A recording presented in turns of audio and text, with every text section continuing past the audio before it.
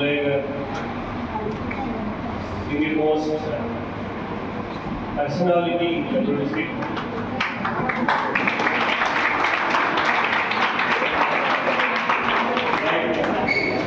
Philanthropist, educational institute, head of the CEO, and also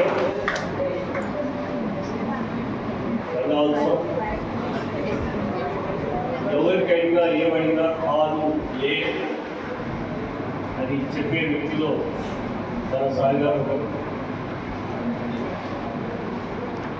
ఈరోజు request మేరకు సాయి గారు మన కాలేజీ వచ్చి మిమ్మల్ని జీవించడానికి రమ్మని అడిగారు. సాయి గారు very please very thankful to you for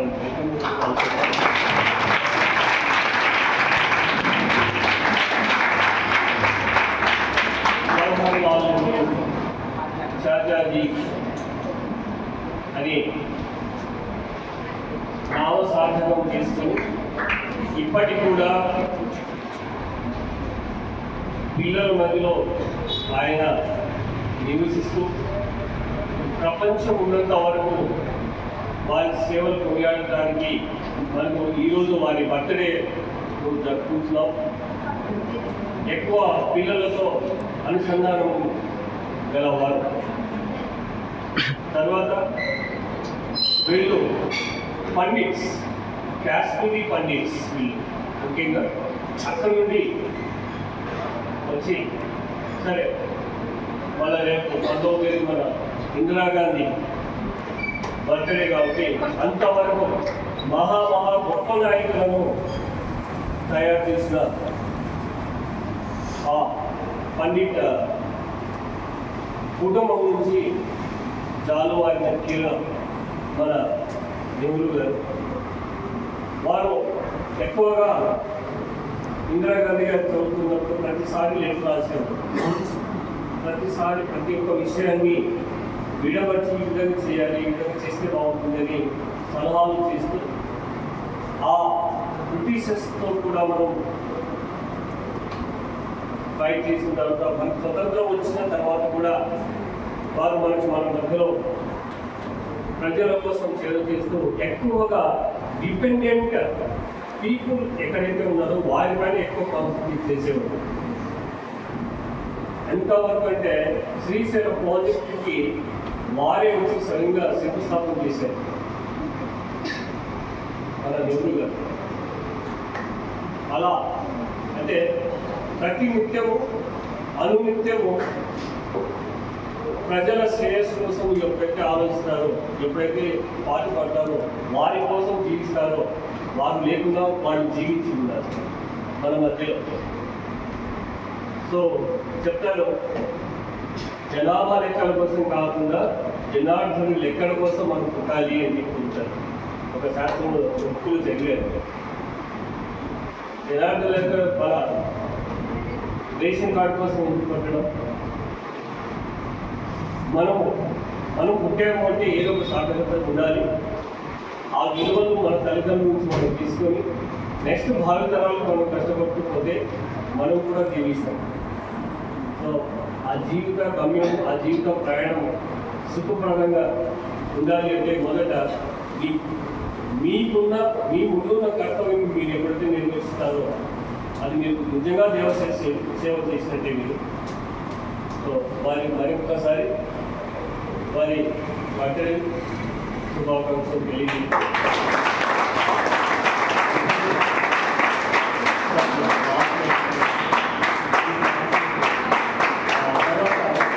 me అందరి కోసం సారు గిఫ్ట్ తీసుకొచ్చారు. నాకు ఇప్పుడు చెప్తున్నాడు సార్ బెంగళూరు మంది sir very pleasure sir please అని చెప్పారు.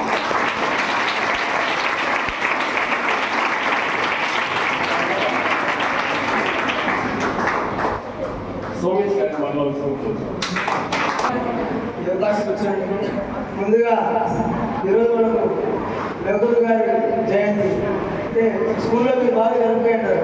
దీన్ని మనం పాలన దినోత్సవంగా జరుపుకుంటాం. కారణం ఏంటంటే నెహ్రూ గారికి చిన్నపిల్లలు అంటే చాలా ఇష్టం. సో ఆయన యొక్క పుట్టినరోజుని మనము పాలన దినోత్సవం దినోత్సవంగా జరుపుకుంటున్నాం. సో వాళ్ళు కాశ్మీర్లో పండిన చాలా రిచ్ పీపుల్ వాళ్ళు. సో మన దేశానికి స్వాతంత్రం వచ్చిన తర్వాత మొట్టమొదటి ప్రధానమంత్రి ఈ యొక్క 3 సార్లు మన దేశానికి ప్రధానమంత్రిగా ఎన్నికైన వ్యక్తి ఆయన. తర్వాత ఇప్పుడు మనకు నరేంద్ర మోడీ గారు 3 సార్లు మన దేశాన్ని పరిపాలించిన వ్యక్తుల్లో వాళ్ళిద్దరే మన దేశాన్ని ఎక్కువ సంవత్సరాలు పరిపాలించిన వాళ్ళు. నెహ్రూ తర్వాత లేదా రాజీవ్ గాంధీ సరే ఇందిరమ్మ అంటాం కదా ఆయన కూతురే. సో అలాగా వీళ్ళకు మంచి దేశం మీద భక్తి కానీ లేదా దేశం యొక్క అభివృద్ధి గురించి కానీ చాలా మనకు స్వాతంత్రం వచ్చిన తర్వాత అన్ని కష్టాలు అంటే అప్పుడు మనకు పెద్దగా టెక్నాలజీ తెలియదు. మనకు ఒకటి తెలిసి ఏంటంటే వ్యవసాయం చేయడం తప్ప వేరేదేమీ మనకు తెలియదు. ఆ రోజుల్లో ఈ ఇంజనీరింగ్ అనేటువంటి ఒక కొత్త విద్యలు కానీ సాంకేతిక నైపుణ్యాలు కానీ ఆ కాలంలో నెహ్రూ లాంటి పెద్ద పెద్ద బాగా చదువుకునేటువంటి వాళ్ళు వేరే దేశంలో తెలిసేది వాళ్ళు, వేరే దేశంలో తెలిసినవి మన దేశంలో తెలిసేది వాళ్ళు. అంటే 1990 తర్వాత గ్లోబలైజేషన్ వచ్చేసింది. అంటే ఎక్కడ ఏం జరిగినా ప్రపంచం నలుమూలలో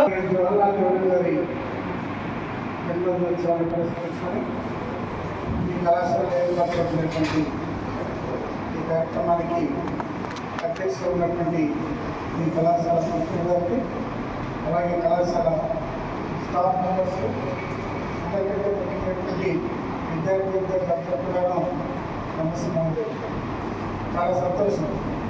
వాస్తవంగా గత 2 ప్రోగ్రామ్స్కు సార్ వెళ్ళడం జరిగింది. నేను 2 ప్రోగ్రామ్స్ మిస్ అయినా రాలేక ఈరోజు ఏదైనా సరే అర్థం రావాలని చెప్పేసి నేను వచ్చాను. చాలా సంతోషం.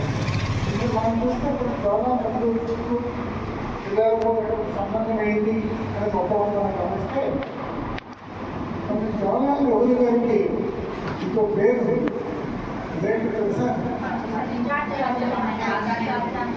చాచా నెహ్రూ అంటారు.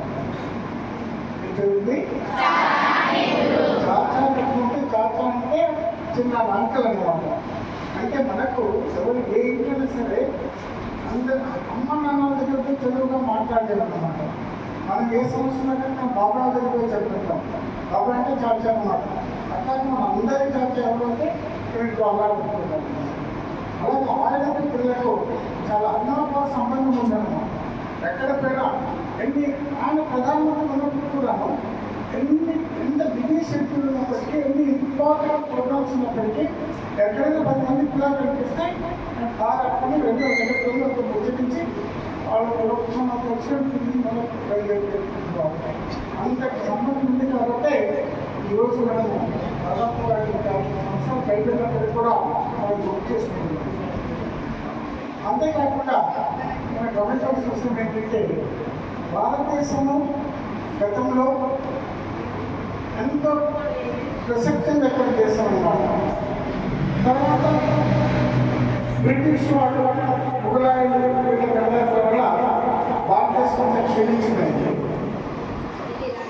చివరికి దేశం ఏమిటంటే భారతదేశంలో ఎటువంటి వారందరూ కూడాను అమాయకులు, అనాగరికులు, అజ్ఞానులు, చాలా పేదవాడు, వాళ్ళ దగ్గర ఏమి కూడా లేదు అన్నమాట. అటువంటి పరిస్థితుల్లో జవహర్లాల్ నెహ్రూ భారత అడ్వకేట్ చేసిన కోసము ఆమె కేంబ్రిడ్జ్ యూనివర్సిటీకి వెళ్ళారు. ఆ కేంబ్రిడ్జ్ యూనివర్సిటీలో సరే సెలవులు మనం ఇంట్లోకి వెళ్తాం కదా, అట్లాగా సెలవులు అందరూ ఇంట్లోకి వెళ్ళేటప్పుడు ఈ నెహ్రూ వాళ్ళ ఫ్రెండ్స్ కొంతమందిని ఇంటికి పిలిచారు. ఇంటికి తర్వాత ఎర్లీ మార్నింగ్ చేసినట్టు టీ తాగేవాడు, ముఖ్యంగా కాశ్మీర్ సో టీ తాగేవాడు టీ చేయాలంటే ఎప్పుడు ఏం చేశారంటే అందరూ ఓపెన్ చేసి అప్పట్లో 100 రూపాయలు 100 రూపాయల కట్టలు 4 కట్టలు తెచ్చి ఆ 4 కట్టలు ఇప్పటి నుంచి ఆ వేడి కట్టి టీ చేస్తారు. వేరే దేశస్తులు వచ్చారు కదా ఫ్రెండ్స్, వాళ్ళందరూ అడిగారు ఏం రూపాయలు పట్టు అనిపించిన ఎందుకు కలుస్తున్నాను అన్నమాట. ఏం కాదు ఎందుకు అభినందిస్తున్నాడు అంటే భారతదేశం పేదరికమైన దేశం కాదు, భారతీయ పేదరికం ఉన్నటువంటి వాళ్ళు కాదు, మనం కూడా ఉన్నాము, మన శక్తితో ఉన్నాము, ధనంతో ఉన్నాము, గౌరవంతో ఉన్నాము అని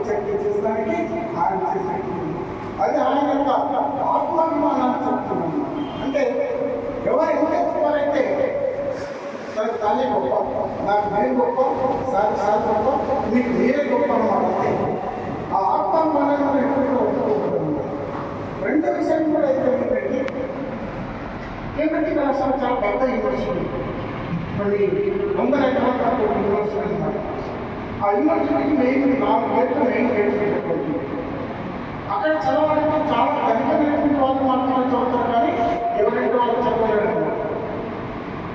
ప్రతి ఒక్కరికి ఎన్ని కాలం అవసరం ఏంటాయి? ఎన్ని కాలం అవసరం ఉంటే మనిషికి ఒక కాలం అవసరం అవుతుంది, అంతే కదా. కానీ జవహర్లాల్ చదువుకుంటే ఏం చేశారంటే 4 గేట్ల దగ్గర కాలేజీలో క్లాస్ అయిపోయేటప్పటికీ 4 గేట్ల దగ్గర 4 కార్లు ఉంటారు. ఆయన ఇష్టం కార్లో పోతాడు, మిగిలిన 3 కార్లు ఆయన ఖాళీగా పోవాలి. ఎందుకు ఈ విధంగా చదువుతుందంటే ఇండియన్స్ అన్నట్టు, ఇండియన్స్ అన్నట్టు భారతీయ పేదలకే కాదు, భారతదేశం పేదలకే కాదు, భారతీయ పేదవాళ్ళకి కాదు అని చెప్పేసి తెలియజేస్తానికి మాత్రమే. ఒక్కసారి ఆలోచించుకోండి, మనీ అంత గొప్ప ధనవంతమైన కుటుంబంలో వ్యవహారాలు స్వాతంత్ర పోరాటంలో చాలా ఎక్కువగా పాల్గొనేది, ఎన్నోసార్లు జైలుకోవడం జరిగింది. ఇప్పుడున్నటువంటి పరిస్థితుల్లో ఎవరైనా పిల్లలు ఏదైనా కార్యక్రమం పాల్గొనాలంటే క్లాసులో మనం మిస్ చేసుకుంటాం అన్నమాట. అంటే అక్కడికి పోతే ఆ కార్యక్రమం పాల్గొనాలని. మరి అంత సంపద పెట్టుకొని అంత ధనవంతమైన కుటుంబంలో ఉన్న కూడా ఆయన స్వాతంత్రం కోసం పాటుపడ్డాడు, స్వాతంత్రం కోసం జీవితాన్ని త్యాగం చేస్తున్నాడు. ఎన్నో నిద్రలు లేని రాత్రులు కట్టుకున్నాడు, ఎన్నో భోజనాలు లేకపోతే పనులు కట్టుకున్నాడు, జైల్లో సాధారణ పడుతున్నాడు. ఎందుకంత అవసరం వచ్చింది?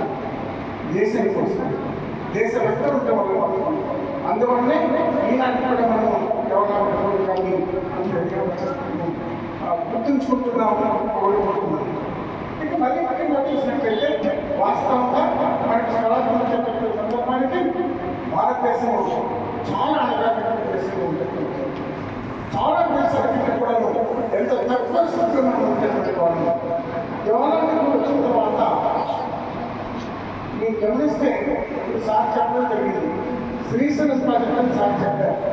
మీరు ఎంతమంది శ్రీశైలం ప్రాజెక్ట్ అని చూస్తున్నారు? చూసారు కదా, ఎక్కడ ఉంది, ఎన్ని కొండలు దాటిపోవాలి, ఎన్ని మలుపులు దాటిపోవాలి, ఎంత అరణ్యంలో పోవాలి. ఇప్పుడు మనము ఇప్పుడే పోవాలంటే బస్సులు కూర్చొని భయపడుతుంటాము. ఆ రోజుల్లో బస్సులు లేవు, లారీలు లేవు, రోడ్లు లేవు, ఏం లేవు. అటువంటి రోజులలో ఇప్పుడు అక్కడికి వెళ్ళి అక్కడ శ్రీశైలం ప్రాజెక్టు శంకుస్థాపన చేశారంటే ఆయన ఎంత ప్రజల పైన ఎంత మక్కువ వ్యక్తి అయితే అటువంటి కోరుకుంటారో మనం ఆలోచించవలసి ఉందన్నమాట. చాలా చాలా చాలా ఈరోజు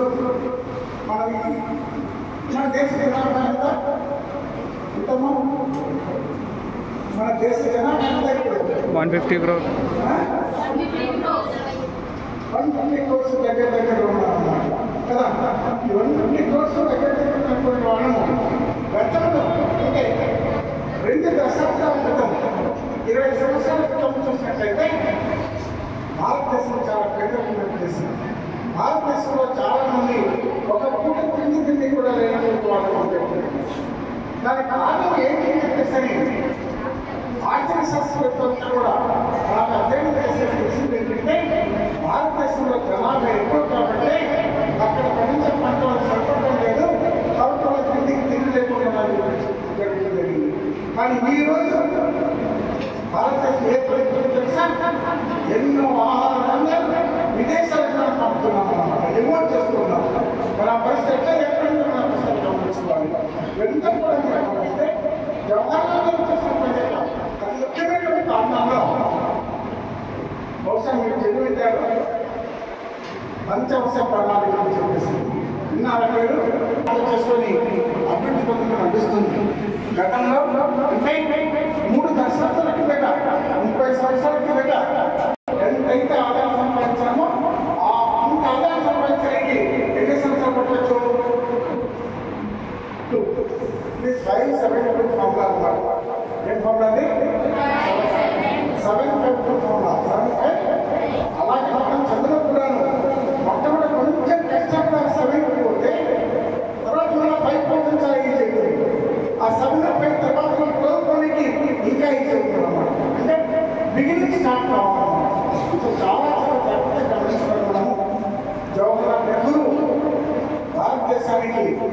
ఆ రోజుల్లో ప్రధానమంత్రిగా రావడం వల్లనే అభివృద్ధి పదమైనటువంటిది మొదలైంది. అలా కాకుండా వేరే ఎవరో భారతదేశం ప్రధానమంత్రి అయినట్లయితే ఇప్పటికి కూడా మనం అభివృద్ధిలో మొదటి ఏ స్థానంలో ఉన్నామో ఆ స్థానంలో మనం ఉండేదానికి ఉండేటువంటి భాగం. ఇదంతటి కారణం మరి ముఖ్యంగా మొదటి పంచవర్ష ప్రణాళికలో మనం చెప్పుకున్నట్టు ఆహారం కోసం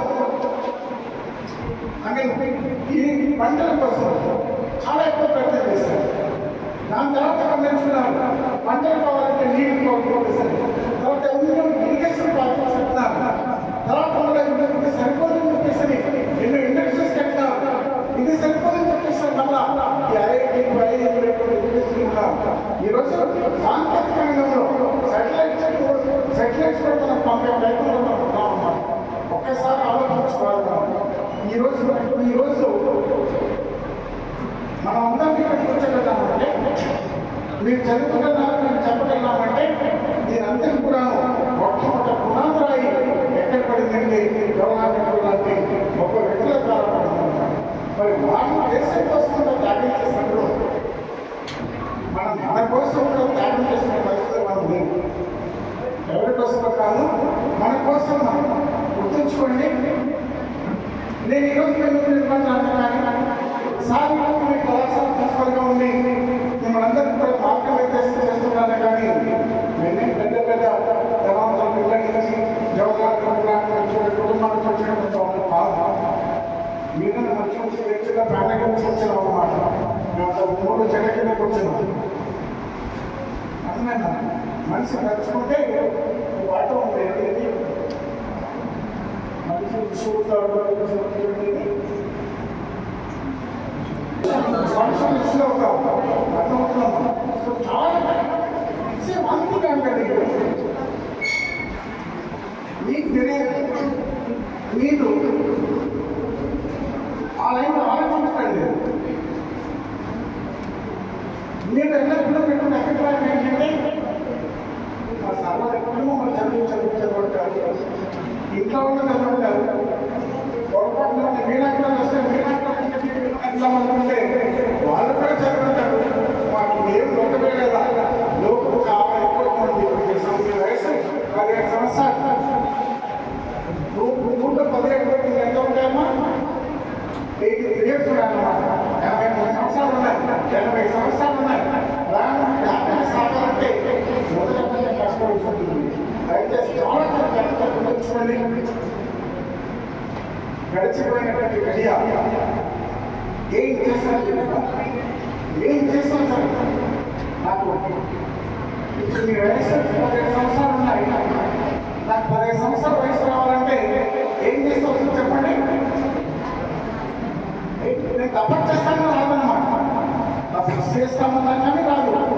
మరి అటువంటి ప్రయత్నంలో మనము ఇంటి బతుకు కూడా టైం వేస్ట్ చేసుకోకుండా ముందుకు పోతున్న అవసరం ఉంది. ఇప్పుడు ఇంకొక విషయం చెప్తున్నాను, అనుకోవద్దు సార్ అట్లా చెప్పేసి. మీ ప్రిన్సిపల్ గారు నాకు మీ ప్రిన్సిపల్ గారికి చాలా ఎక్కువ అభిమానం అన్నమాట.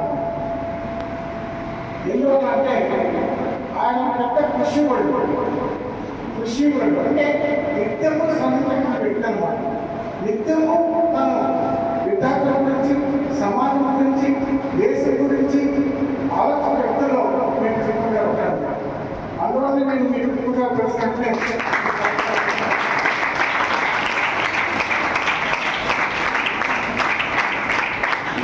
చెప్తాను కదా.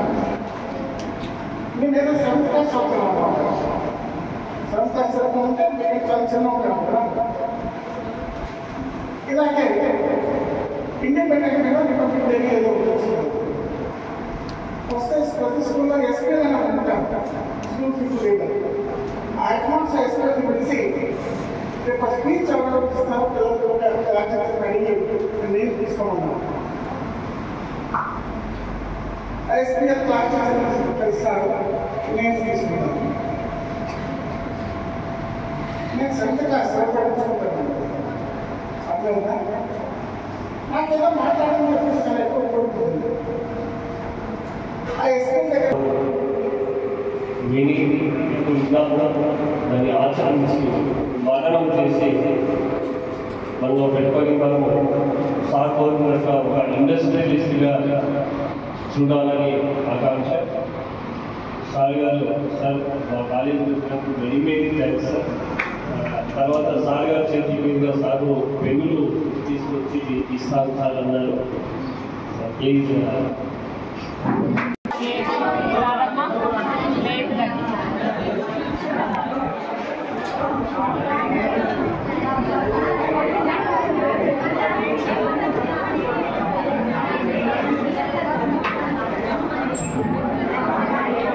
సార్ మీ పైన అభిమానంలో మన కాలేజీకి వచ్చి పెన్నులు